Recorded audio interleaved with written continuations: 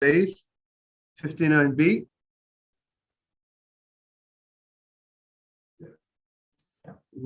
Tanya Kitzur Shaldava. The general rule is Al Shalo, something that's good just for you. It's you say Huomen Baruch Shechiyana Vikimana Vigana Lazman Azeh. You say Shechiyana Vikimana Vigana Lazman Azeh, something good that happens to you. Again, we are nun test of a base, 59b, first wide line towards the bottom. But Al Shechavero, something that is good for your friend, Omer Baruch Hatov HaMeitiv. The bracha that you say on something that's good for you and for your friend, something good that happened to you and to your friend, the bracha is Hatov VaHaMeitiv. So the Gemara says, and we had yesterday we brought an interesting machloket. Is it that the thing that's good for me, let's say if it rains and I have land, right? We said if it rains and I have land, if I have a partner, and in the land I would say Hatova HaMeitiv, but I benefited, my partner benefited as well. Do we say it's enough the fact even if I don't have a partner in the land, but someone else also benefited from the rain, because other landowners benefit from the rain? So that's a question. If something that's but that other landowner is not a partner in what's good for me. The other landowner also benefited from this goodness that happened to me, but his benefit is not in my thing. So that's the question. Would you consider that also Hatov HaMeitiv, when the other person's benefiting is not in my thing, but the benefit happened to me is also good happen to the rest of the world? So we'll see how that's going to play a role. So the Gemara says, are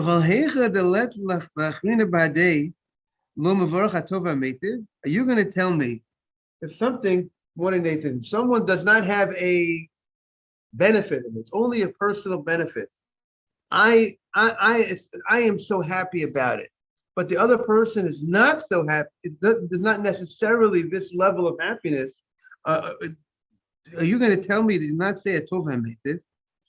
Vatanya, yeah, everyone had a baby boy. Yes, yes, Baruch Hashem.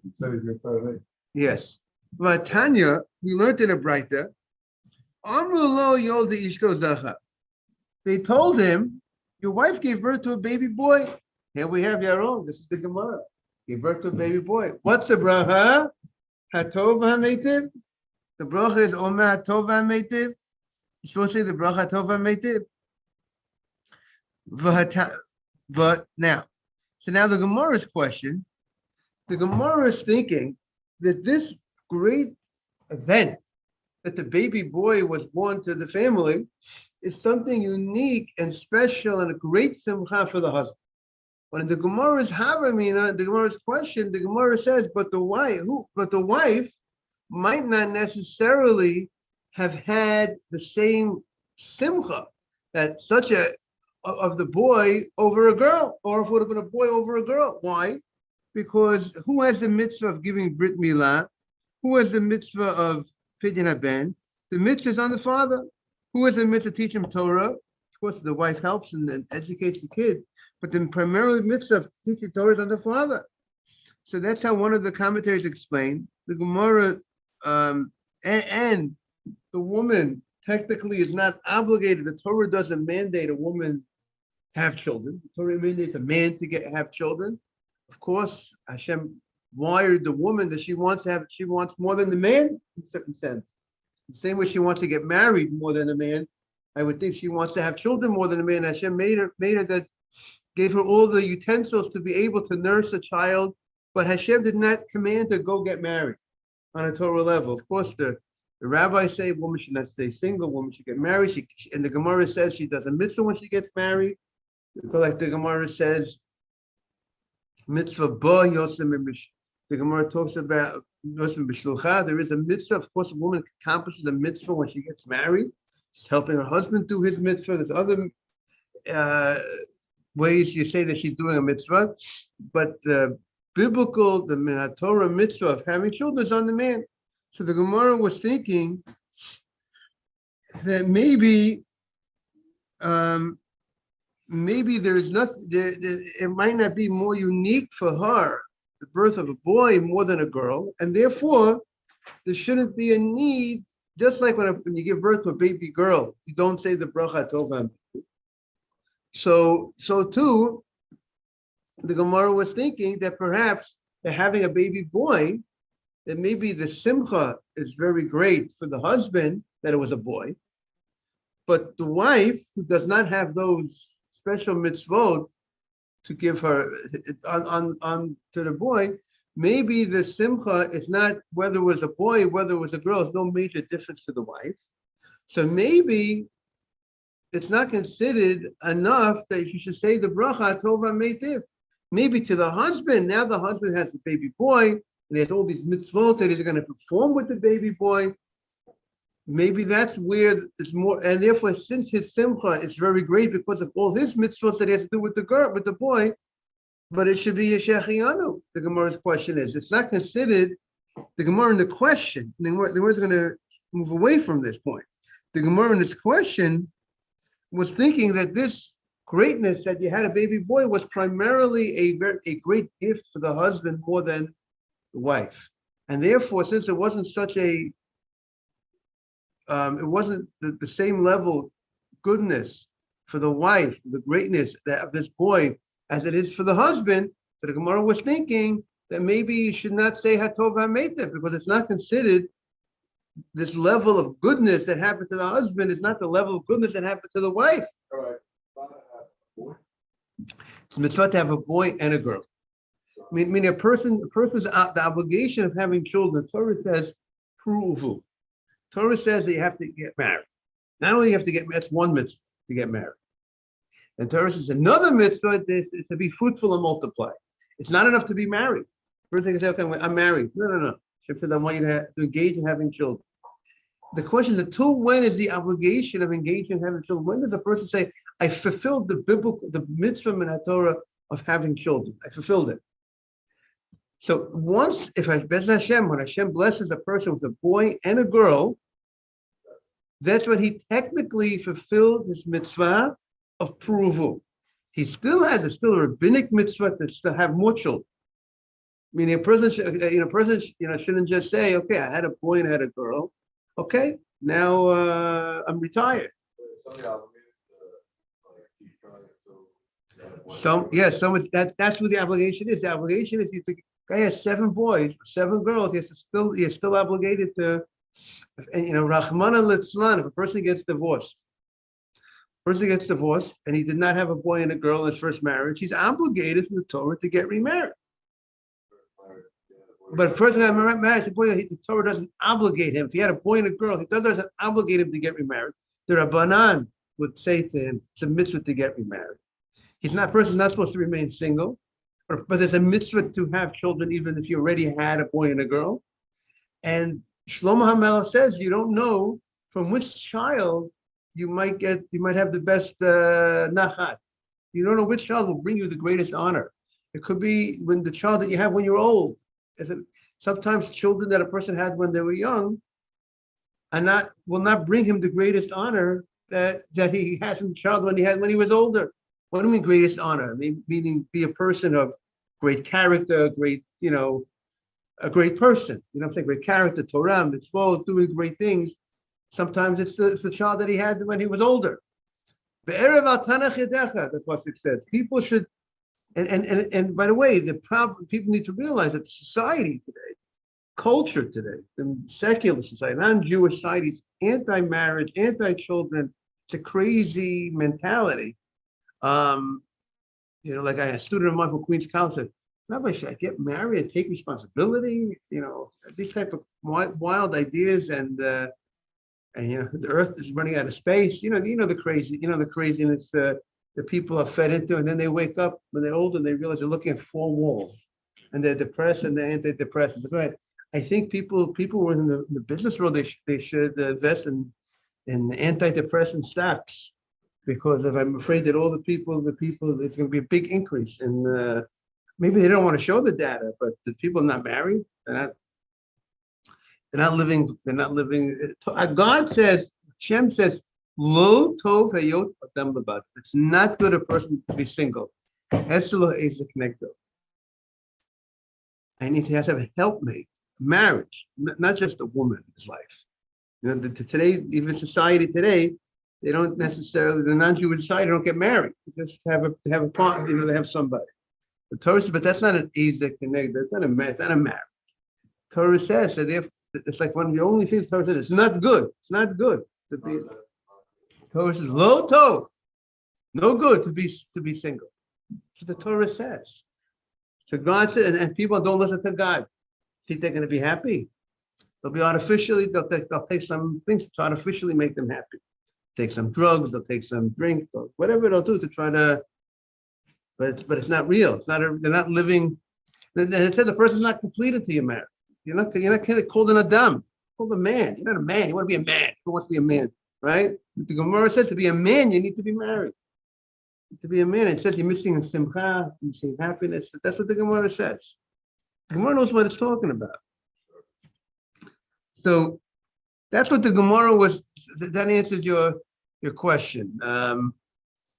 So now the Gemara, and it's the greatest. People, it's funny that people push off the opportunity to have this great blessing of having children. The Torah, last week's parasha, like Pasuk says about the like Paru, Vayifreshu, Vayitzu, the Jewish people increasing of children is having a lot of children, having a large Jewish community is a bracha, it's a blessing. A large family is a blessing. The world does not understand that. The Torah tells us that. When the Torah wants to talk about blessing, increase of money is blessing, increase of children is a blessing. People don't instead they're not gonna have children. They're gonna let the money and they're gonna let the money get in the way. Also, they're gonna use that excuse. Children are expensive, it costs a lot of money, and they have these ideas, and they say, of course they bring bracha. When you do mitzvah, you brings bracha. And children, of course, you're constantly taking care. You're constantly supporting your kids. You're doing chesed, tzedakah all the time when you have kids. You're constantly doing kindness. You're constantly supporting them, taking care of them. And you take care of them even when you're not obligated to take care. You support them even when you don't need to support them. You're constantly doing for them. You're constantly doing tzedakah, chesed. It's built into the system. It's like it's in the structure. Hashem made it. Maybe that's part of God's kindness for humanity, that He created such a system that people should be constantly giving. But today's society is selfish. It's the IMAX, iPad, iPhone, everything is the the one-man show, the one-woman show. That's the generation that we live, very selfish culture. Focus on your career. Don't take responsibility. You come first. You know that mentality. You come first mentality. This is what they're being fed. You don't know what's going on in the college campuses, but this is what they're being happy you don't know. But this is what they're being fed. This is the mentality. It's unbelievable. I had a guy from Columbia University last night talk to me about this. You know, he wants to know if he wants to get married, have children, is he doing something wrong? This is how much. This is the mentality that they're digging into the students. It's definitely no question about it. I mean, this is the liberal agenda is moving forward and more and more and more, and the people are being fed. Then they're eating the wrong stuff. They're poisoning themselves. They're poisoning the minds of the people. You know, there's not enough space, and I always make the joke. You know, there's not enough space. We're running out of room, right? You know, you heard about that? You ever heard about that? I would say, you know, there's not enough room in the world. You know, the world. You never heard about that? There's a whole thing about the environment. It's to save the environment. They feel they have to save the environment. Not enough room. Every time I said, look, go upstate. You have to drive. You see all those thousands and hundreds of those miles of empty land. No. We're running out of. You have to save the environment. We're running out of room. You ever heard that? Maybe you must have heard about running out of room idea. No, what? But this is what's going on. So the Gemara said, but the key is we have to protect ourselves, not to expose ourselves to listen to all these craziness. Because you know, we had a president that said fake news. There's a lot of fake news out there. And not only that, but they're ruining the minds, they're confusing the minds of the children, and that's why the new generation is growing. It's going to be growing up very confused. I said to some of my students, what gives you a right to watch shows today that every show has a character that's not straight? I was told, this is what I was told, that every show on television has a character that's not straight. Who forced you? Did anyone force you to watch these shows? And then you're gonna, as Hashem, you get married, you have children. If you watch the shows, then your children are gonna want to watch these shows. They're gonna be confused because they see this as normal. So just you got to be aware. You got to watch out. Whatever you do, your children are going to want to do the same thing. So you got to watch out. Okay. So the Gemara says, the Gemara said no. Even a woman, a mother, was not obligated to technically, not obligated to do a brit to circumcise a son. It's a father's mitzvah, or pidyon haben, or even having children. The Torah. It's like an amazing thing. The question is asked, why didn't the Torah obligate a woman to have children? The Torah obligates a man to have children. The Torah did not obligate a woman to have children. The question is, why not? I saw one answer, I don't know if it was a Meshech Chachma, beautiful idea. Now, Torah did not obligate a woman to get married and have children.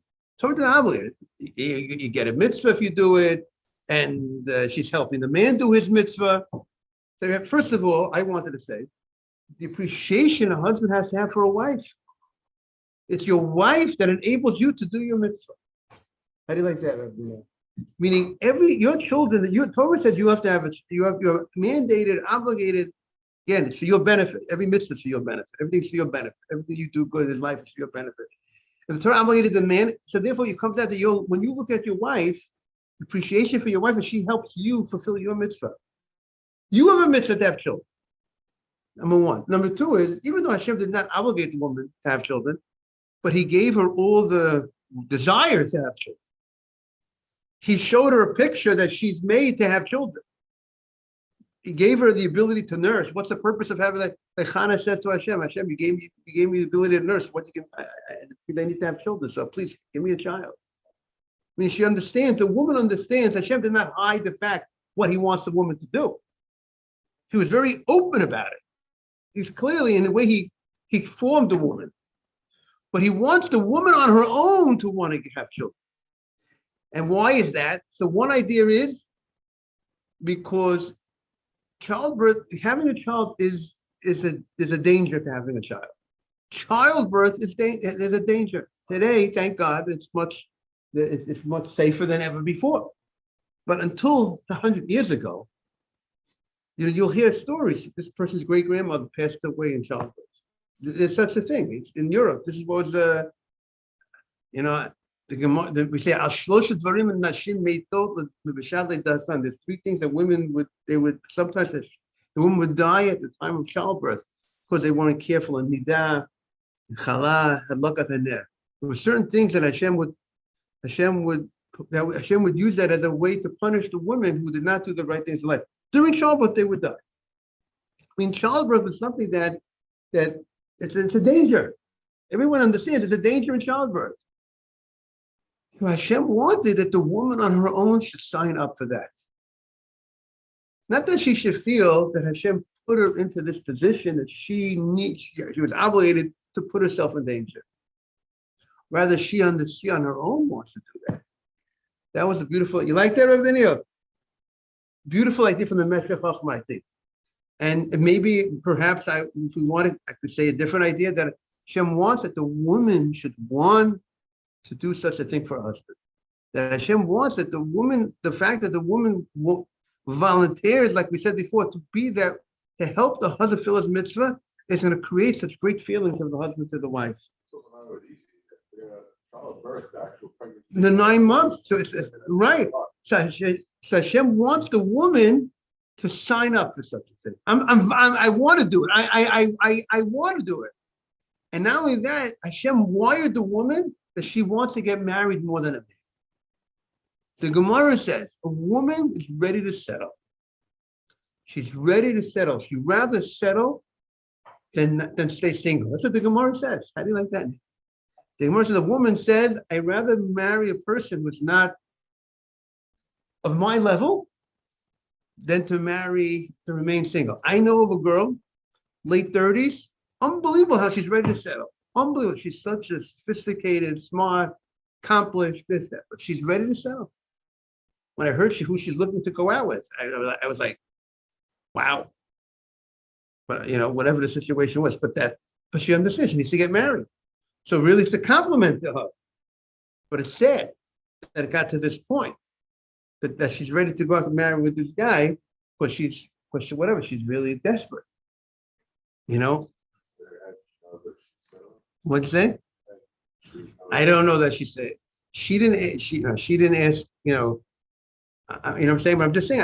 I know that this is something that is not worthy of her. You know what I'm saying? What type of family she comes from, where she's holding, and just whatever the situation is. But she's ready. She's ready to settle. Hashem should help her. If that's the right one, she should get married. And you know what? Better to settle with married and have children than to remain single. Of course, you have to be careful. The mitzvah is on him, but she also gets the mitzvah. There's no question she gets the mitzvah. It's more on the man, yes, first of all, it says that regarding being married, it says a woman needs to be married. She's not supposed to remain single. That's number one. It says rabbis say she's not to be married. And regarding having children, she's helping her husband do a mitzvah, so she gets a mitzvah on the deal. When you help someone do a mitzvah, you get a mitzvah. So she's definitely getting a mitzvah, but it's a different type of mitzvah that she's getting and you're getting.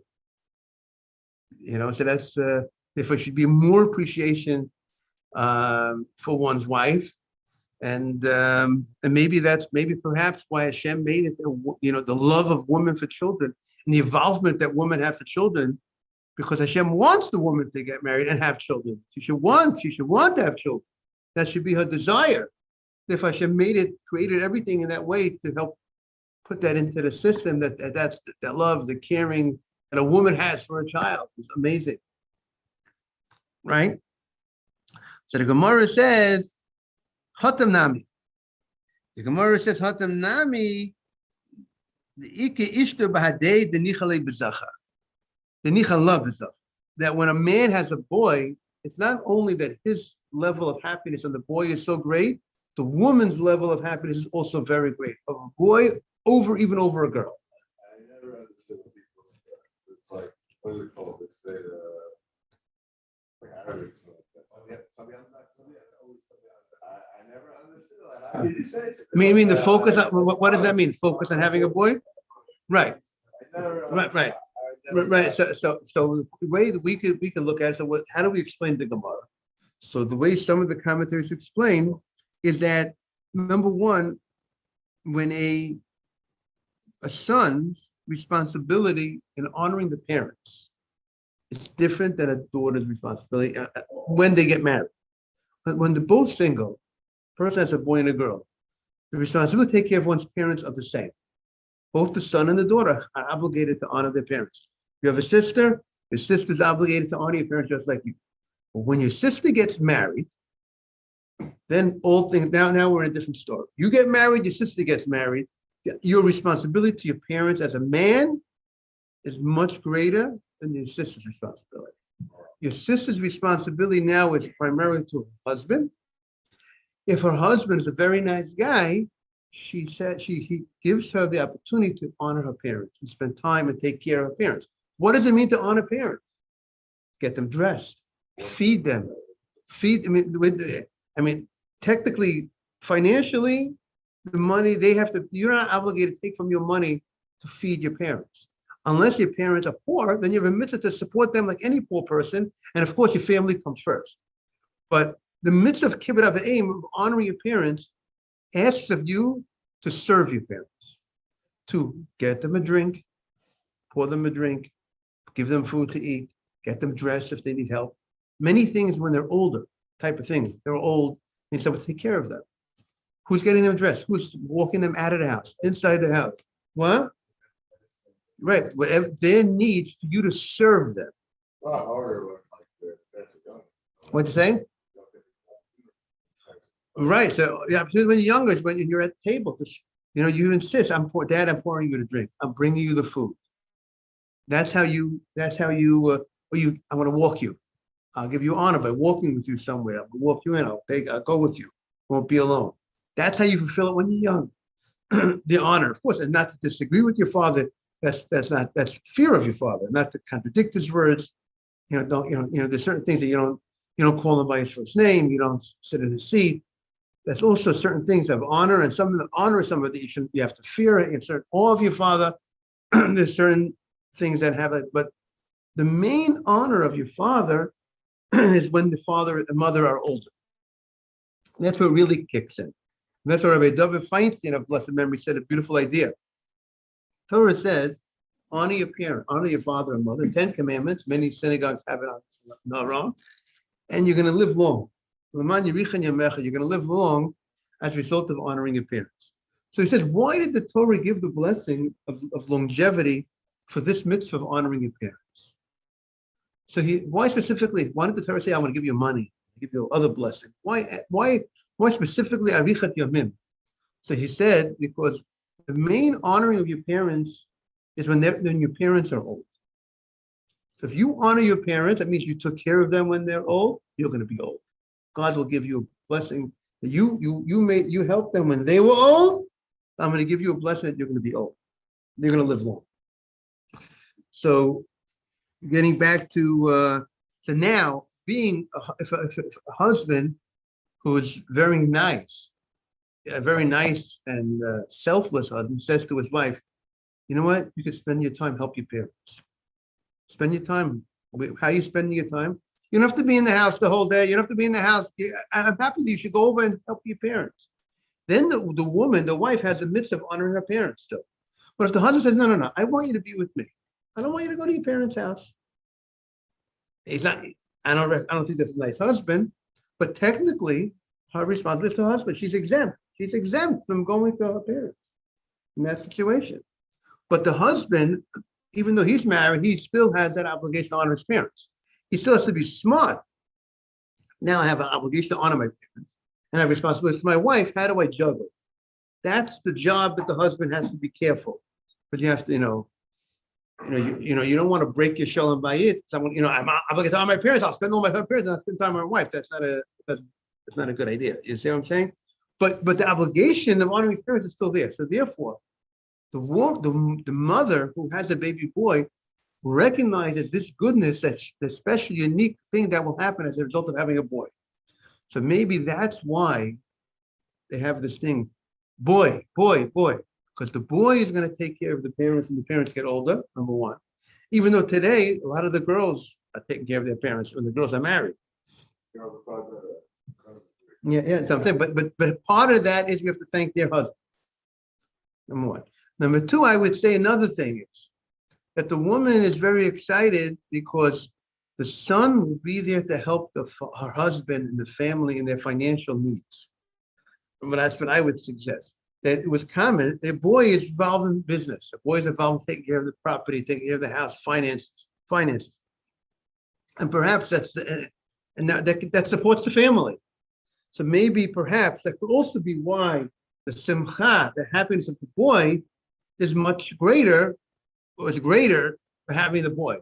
We said for the father, there's the mitzvah aspect that he fulfills his mitzvah, and the mitzvah aspect of he gives him a brit milah if it's a boy. If it's the first, it's pidyon ben, depending if it's a Levi or not. If it's Israel.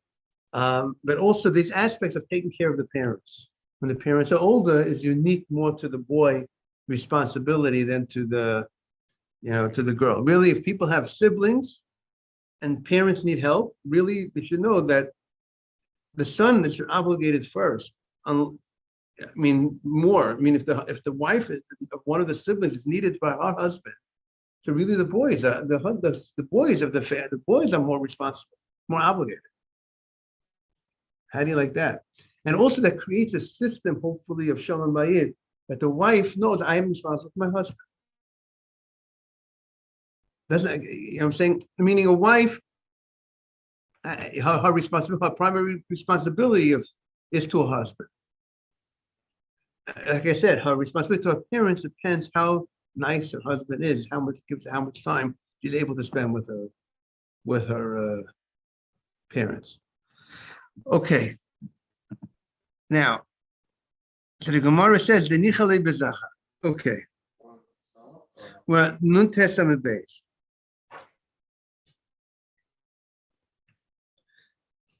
We're about five lines in.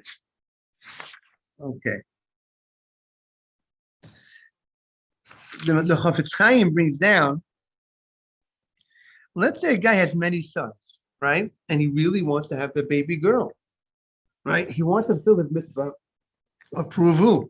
And he has a and Baruch Hashem, after 7 boys, let's say, or after 7 other boys, he finally had a girl. Does he say the bracha tova hametiv or not? So he says the poskim did not tell us that they will say tova hametiv in the situation. Only when they have a baby boy is there do we find the tova hametiv.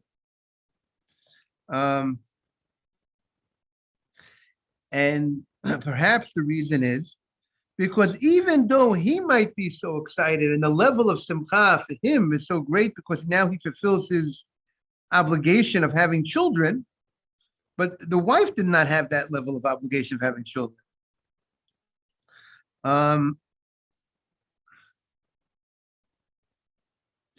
But he does, the Chafetz Chaim does bring down the question. If a guy had many sons, he didn't have any daughters, and he really wants a daughter,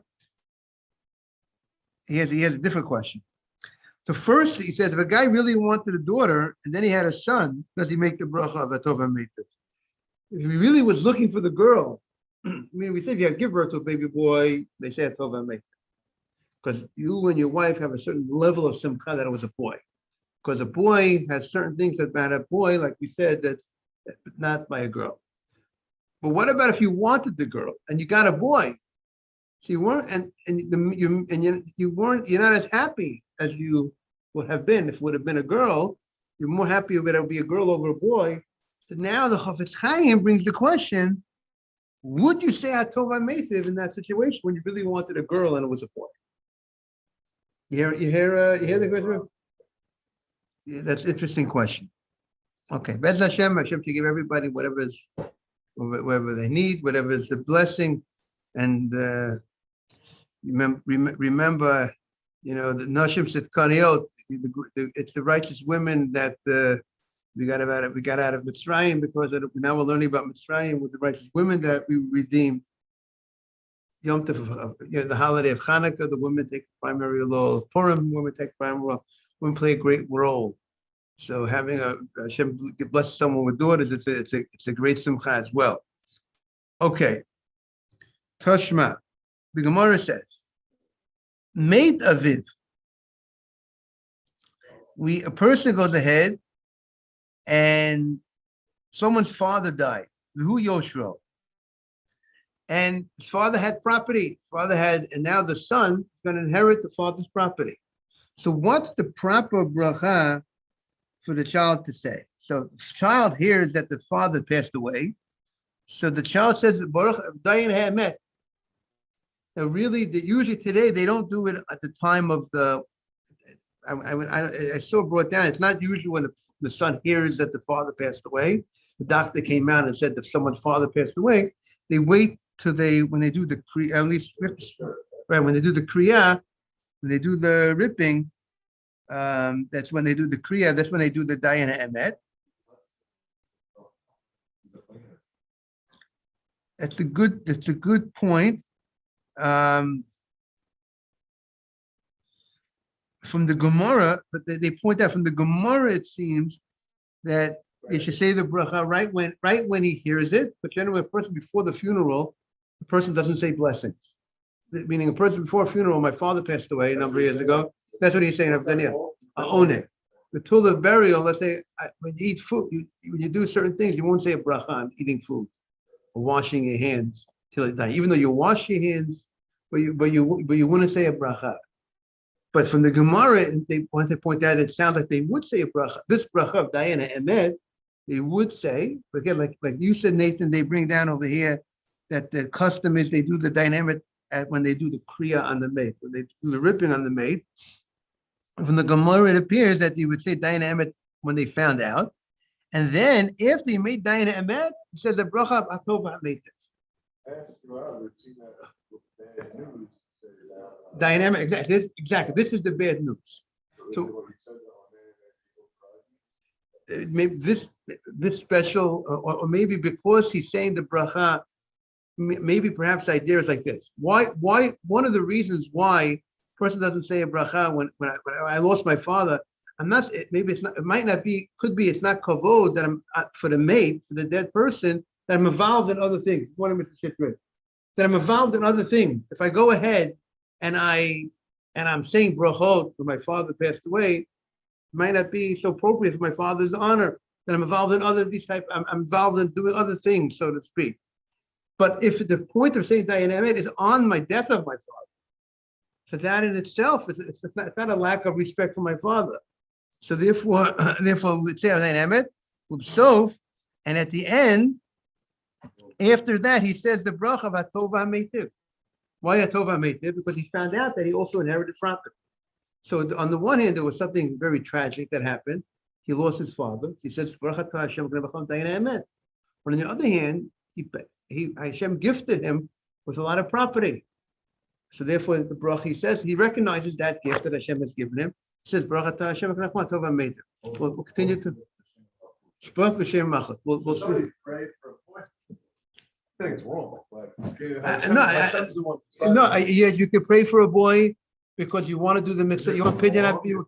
No, it's not wrong. You give me a beautiful blessing regardless. And I think it's appropriate based on our Gemara. It should be appropriate to pray for a boy because I want the mitzvah bit milah. I want that unique the qualities that a boy will bring. That I will have a mitzvah to teach my son Torah, a certain level of responsibility I have to my son in Torah. So I think it's appropriate. It's nothing wrong. You know what I'm saying?